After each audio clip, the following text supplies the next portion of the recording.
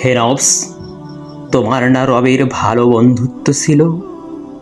তুমি না মোনাজাতে ফুপিয়ে ফুপিয়ে কান্না করতে আর বলতে, হে আল্লাহ, আমি তোমাকে ছাড়া আর কাউকে চাই না। তাহলে এখন কেন তোমার রবের সাথে বিচ্ছেদ? হে নফস, তুমি না তওবা করেছিলে? তুমি না আল্লাহর জন্য সব ছেড়ে দিয়েছিলে? তুমি তো বুঝতে পেরেছিলে তোমার আসল ঠিকানা কোথায়।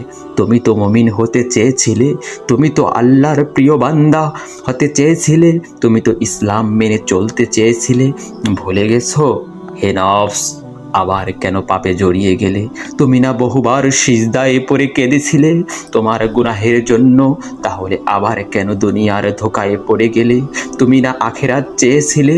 তাহলে কেন ভুলে গেছো তোমার আসল ঠিকানা কোথায়? হে নফস, তুমি কি হেরে গেলে তোমার নফসের কাছে? আল্লাহর প্রিয় হতে পারলে না, বারবার শয়তানের ফাঁদে পা দিয়ে ফেলেছ। ব্যাপার না, এখনো সময় আছে, আল্লাহর নিকট ফিরে এসো।